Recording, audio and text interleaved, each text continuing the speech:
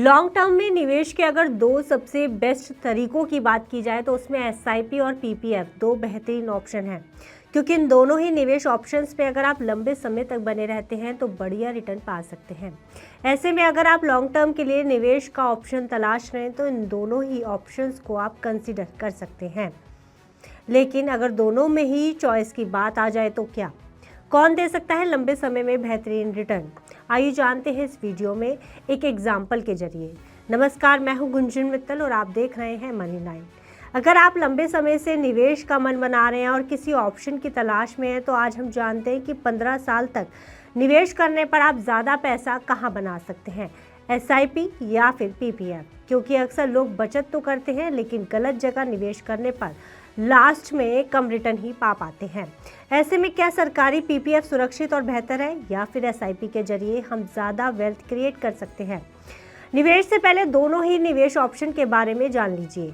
PPF एक लंबी अवधि की बचत योजना है। इसमें न्यूनतम 500 रुपये और अधिकतम 1.5 लाख रुपए तक हर साल जमा किए जा सकते हैं।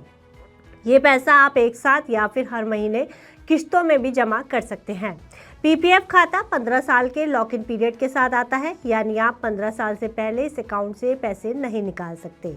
इन 15 सालों तक जमा की गई राशि पर ब्याज जुड़ता रहता है और ब्याज कंपाउंडिंग के आधार पर बढ़ता है, जिससे समय के साथ आपका निवेश काफ़ी अच्छा बन जाता है।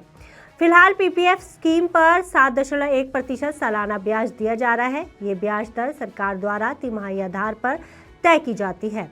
ब्याज की गणना महीने के हिसाब से होती है, लेकिन इसे खाते में साल के अंत में जोड़ा जाता है। यही वजह है कि लंबे समय तक निवेश करने पर पीपीएफ में अच्छा रिटर्न देखने को मिलता है। पीपीएफ निवेश पर आपको टैक्स छूट का फायदा भी मिलता है। खाते में मिलने वाला ब्याज टैक्स फ्री होता है और मैच्योरिटी पर मिलने वाली पूरी रकम भी टैक्स फ्री रहती है। वहीं एसआईपी की बात की जाए तो एसआईपी म्यूचुअल फंड में निवेश करने का एक सिस्टमैटिक तरीका है। यही वजह है कि इसे सिस्टमैटिक इन्वेस्टमेंट प्लान के नाम से जाना जाता है। यह उन निवेशकों के लिए एक बेहतरीन निवेश ऑप्शन है जिनकी आय कम है लेकिन वो नियमित रूप से निवेश करना चाहते हैं। एसआईपी में आप 500 रुपये से भी म्यूचुअल फंड में निवेश की शुरुआत कर सकते हैं और कितना भी ज़्यादा निवेश कर सकते हैं। इसमें निवेश करने के दो तरीके होते हैं, एक लमसम और दूसरा मंथली इन्वेस्टमेंट। आप एक तय रकम इसमें लमसम निवेश कर सकते हैं या फिर हर महीने एक निश्चित रकम इन्वेस्ट कर सकते हैं। इसमें सालाना बेहतरीन रिटर्न मिलती है। यही वजह है कि पिछले कुछ समय से इसकी लोकप्रियता काफ़ी बढ़ी है। अब बात करते हैं दोनों में निवेश के अंतर की। मान लीजिए अगर आप 7,500 रुपये निवेश इन दोनों ही स्कीम्स में करते हैं तो बेहतर रिटर्न कहाँ मिलेगा? 7,500 रुपये महीना यानी 90,000 रुपये साल के, और अगर इन 90,000 को 15 साल के लिए इन्वेस्ट किया जाए तो आपका कुल निवेश होता है 13,50,000 रुपये। अब पीपीएफ की बात करें तो इस पर मिलेगा 7.1% का ब्याज। कंपाउंड इंटरेस्ट जोड़कर 15 साल में आपकी कुल रकम होगी लगभग 24,40,000 रुपये, जिसमें आपकी कुल निवेश राशि होगी 13,50,000 रुपये और उस पर ब्याज से आपको मिलेगा लगभग 10,90,000 रुपये, यानी कुल फंड लगभग 24,40,000 रुपये। इसमें सबसे खास बात यह है कि ये पैसा बिल्कुल सुरक्षित और टैक्स फ्री है। वहीं एसआईपी की बात की जाए तो ये बाजार लिंक निवेश है। इस पर मिलने वाला रिटर्न फिक्स नहीं होता, लेकिन लंबी अवधि में ऑन एन एवरेज अच्छी रिटर्न मिल जाती है।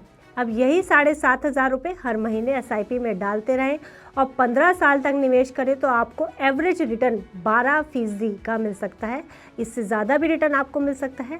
ऐसे में आपकी कुल निवेश रकम हुई 13,50,000 रुपये और उस पर अनुमानित रिटर्न 12%, तो 15 साल के बाद कुल फंड लगभग 37,80,000 रुपये तक पहुंच जाएगा। मतलब आपकी 13,50,000 रुपये की रकम बाजार में निवेश होने से कंपाउंडिंग की वजह से बढ़कर करीब 37,80,000 रुपये तक पहुंच जाएगी। यानी एसआईपी में लगभग 13,40,000 रुपये ज़्यादा पैसा बनता हुआ यहाँ दिखाई दे रहा है। लेकिन ये तभी संभव है अगर आप इतने लंबे समय तक निवेश में बने रहते हैं, आप बाजार के रिस्क से नहीं घबराते और वास्तव में पैसा जल्दी बढ़ाना चाहते हैं। लेकिन अगर आप बिल्कुल भी रिस्क नहीं लेना चाहते, अपना पैसा सुरक्षित और टैक्स फ्री रखना चाहते हैं और लंबी अवधि में गारंटीड फंड बनाना चाहते हैं तो आपके लिए पीपीएफ ही बेस्ट है। ऐसे में निर्भर आप पर करता है कि आप अपने निवेश को किस तरीके से करना चाहते हैं।